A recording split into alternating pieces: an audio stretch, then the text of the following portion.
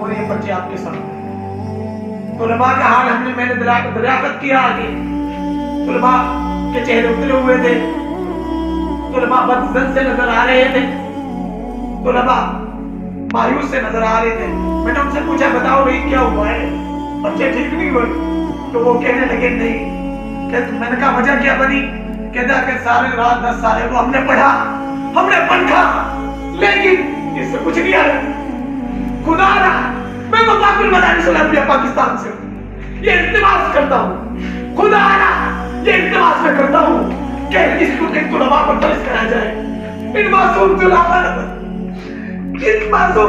को ज़ाया होने से बचाया जाए।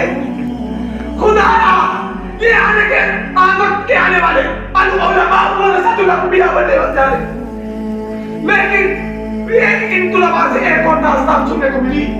वो दास्तान